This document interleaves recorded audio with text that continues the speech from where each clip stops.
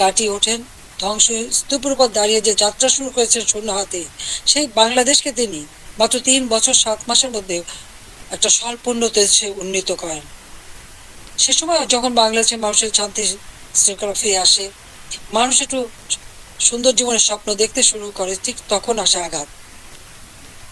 15ই August ওই ধানমন্ডি 32 নম্বর বাড়ি, যেখান থেকে জাতির পিতা স্বাধীনতার ঘোষণা দিয়েছিলেন, পাকিস্তানি হানাদার বাহিনী তাকে গ্রেপ্তার করে নিয়ে গেছিল। এই ঘটনার পর তখন এই বাড়িটা তারা লুটপাট করেছিল, কিন্তু আগুন দিয়ে পড়ায়নি, ভাঙেনি।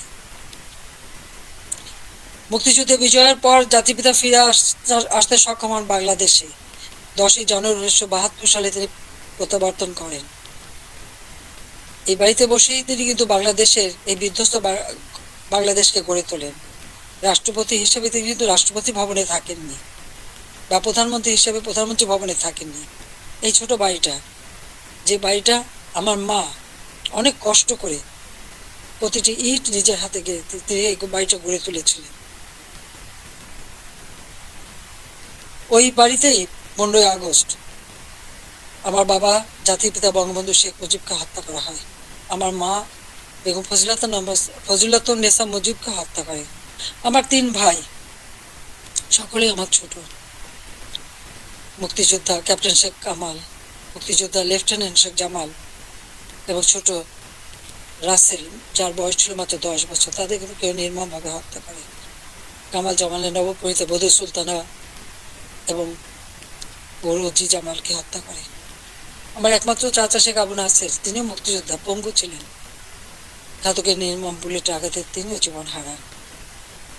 রাষ্ট্রপতি মিলিটারি সেক্রেটারি ছুটে এসেছিলেন ব্রিগেডিয়ার জামিলউদ্দিন, তাকে হত্যা করে। পুলিশ অফিসার সিদ্দিকুর রহমানকে হত্যা করে। একই সাথে যুবনেতা শেখ ফজলুল হক মনিকে হত্যা করে, তার অন্তঃসত্ত্বা স্ত্রী আরজুমনি, তাকেও হত্যা করে।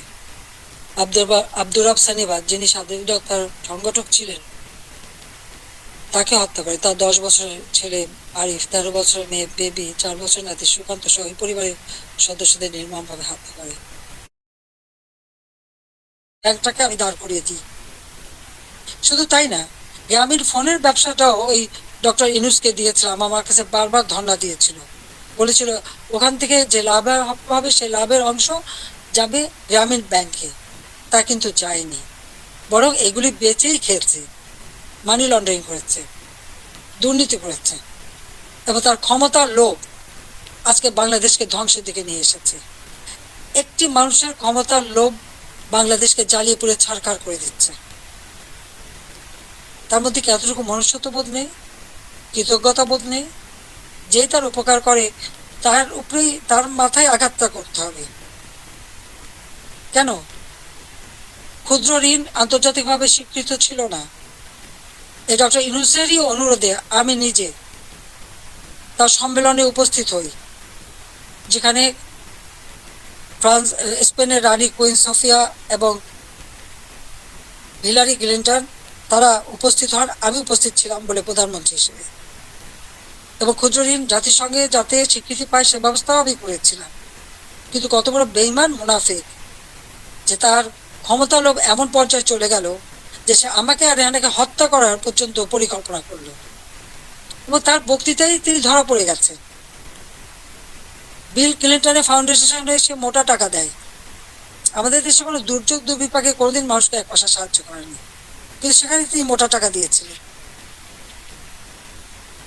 আপনারা দেখেছেন গত সেপ্টেম্বর মাসে জাতিসংঘ যখন যায়, সেখানে বিল ক্লিন্টন ফাউন্ডেশনে দাঁড়িয়ে ইউনূস সাহেব কি বক্তৃতা দিলেন?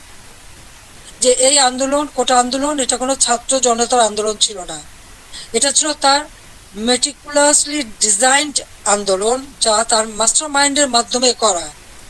ওই মাহফুজ আলমকে তার পরিচয় করে দিয়েছিল মাস্টার মাইন্ড হিসেবে। তার অর্থটা কি? ছাত্রদেরকে বিভ্রান্ত করা হয়েছে। আমাদের ছাত্ররা কোমলমতি, তারা এটা দেশের জনগণই বিচার করবেন। আমি তো আপনাদের কল্যাণে কাজ করেছি, দেশের মানুষের কল্যাণে কাজ করেছি, নিজের দিকে তো তাকাইনি, নিজের কি আছে না আছে সে তো দেখিনি। শুধু আপনাদের কল্যাণের জন্যই সবটুকু উজাড় করে দিয়ে দিন রাত পরিশ্রম করে মাত্র 15 বছরের মধ্যে বাংলাদেশকে উন্নত দেশ করেছি, উন্নয়নশীল দেশের মর্যাদা এনে দিয়েছি। যা বিশ্বে বাংলাদেশের মর্যাদা অর্জন করেছিল, আজকে সব ধ্বংস হয়ে গেছে। তবে আমি এটুকু আশাবাদী, হ্যাঁ, আমাদের যে স্মৃতিটুকু নিয়ে দুই বোন বেঁচেছিলাম, আজকে সেই স্মৃতিটুকু ভেঙে ফেলা হচ্ছে। এর আগে আগুন দিয়ে পুড়িয়েছে, আজকে তা ভেঙে ফেলা হচ্ছে।